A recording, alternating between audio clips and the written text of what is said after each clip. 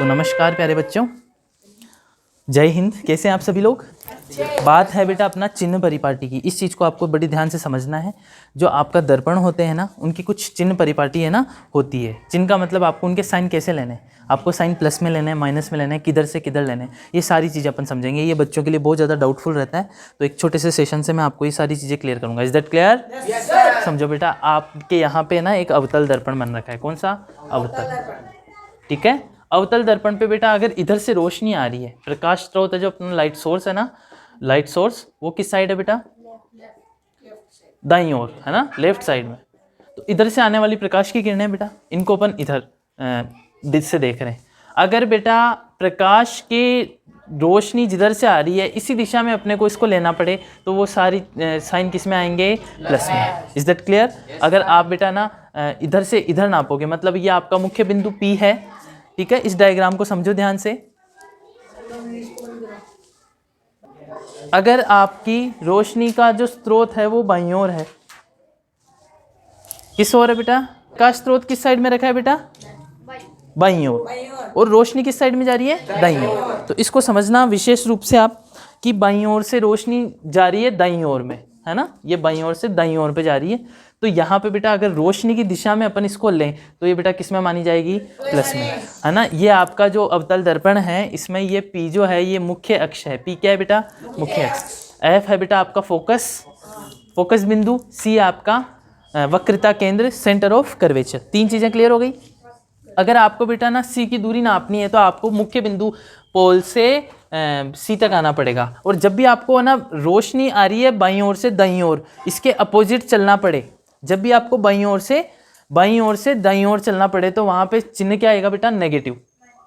कौन सी साइन आएगा? Negative. Is that clear? चीज नंबर 1। उसके बाद में बेटा बात करें अपन, अगर आपको बेटा मुख्य बिंदु से किसी बिंदु तक अगर दूरी नापनी है और वो इस साइड से इस साइड आए, तो ये होगा बेटा आपका पॉजिटिव में, क्योंकि आप रोशनी जिधर जा रही है ना उधर ही आप गति कर रहे हो।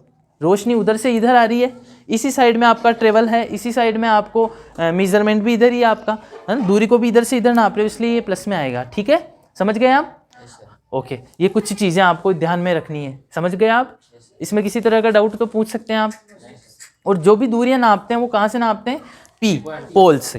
पोल यानी मुख्य जो आपका अक्ष है उसका ये जो ध्रुव है, इसी से सारी दूरियां नापी जाती हैं। ठीक है बेटा? तो इस टाइप से बेटा आपको इस चीज को, तो बच्चों यहाँ पे आप देख सकते हैं क्या हुआ चेतन? देखो ये बेटा आप यहाँ देख सकते हैं, यहाँ पे बेटा ये आपका P पोल यानी ध्रुव बिंदु है ना, ये ध्रुव है आपका। और यहाँ से बेटा इस साइड में जाएंगे अपन और इस साइड में जाएंगे। Is that clear? Sorry sorry कोई बात नहीं। तो बेटा बात करें यहाँ से अपन, ये आपका P है ना, इधर जाएंगे आप तो आपको सारी दूरियां किस में नापनी है बेटा? प्लस में। देख लो, अगर इधर से इधर नापेंगे तो किस में नापनी है? माइनस। समझ गए आप? ये सारी किस में आएंगी? माइनस में। और ये बेटा हमेशा ना इंसिडेंट लाइट की डायरेक्शन है, आपतित प्रकाश की किरण इधर से ही तो आती है सारी, तो ये दिशा है बेटा। आपतित का मतलब आने वाली, आपतन का मतलब होता है बेटा आने वाला, इंसिडेंट। ठीक है, ओके। और ऊपर जाएंगे, आप खुद बताओ बेटा, जिंदगी में अगर अपन ऊपर उठते हैं तो प्लस में जाते हैं माइनस में?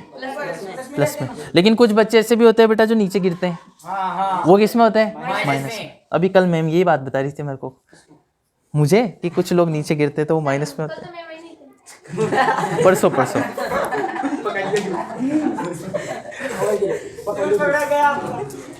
लेकिन बात तो सही है ना बच्चों?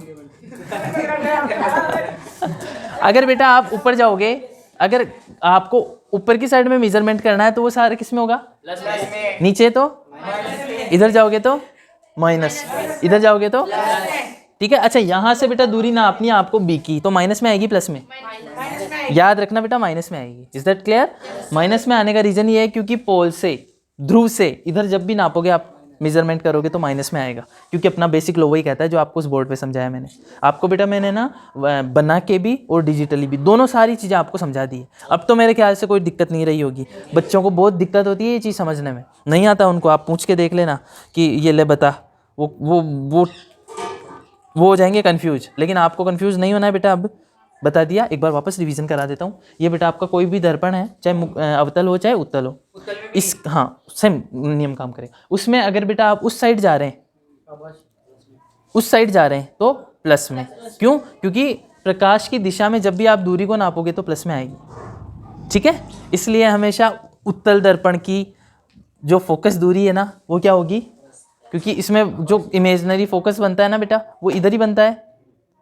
उत्तल में, कॉन्वेक्स में इमेजिनरी वर्चुअल बनता है ना आपका फोकस, काल्पनिक बनता है, वो किधर रहता है? यहाँ। जबकि रोशनी उधर फैलती है, फोकस यहाँ आता है पीछे, तो हमेशा इसमें प्लस आएगा। मैं पूछूं बेटा, एक ऐसा दर्पण है जिसकी फोकस दूरी ऋणात्मक दी गई है, बड़ी ध्यान से समझना, बहुत इंपॉर्टेंट बात बता रहा हूँ बच्चों।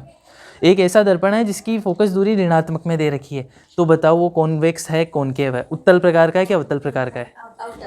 अवतल है, क्योंकि अवतल दर्पण में ही बेटा फोकस है ना, जिधर से रोशनी आ रही है ना उस साइड ही पाया जाता है। रोशनी उधर से आ रही है और ये भी इस साइड पाया जाता है। तो ये चीज़ समझ में आई आपको?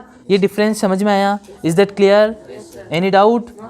ये बेटा आपको याद रखना है। ओके, सही है नहीं यार बोलो सही है, चीज़ें समझ में आ गई बेटा? Very good. तो ये सारी चीज़ें याद रखना है ना, सुधरोगे नहीं? नहीं सुधरोगे? अभी मैं नीचे आ रहा हूँ,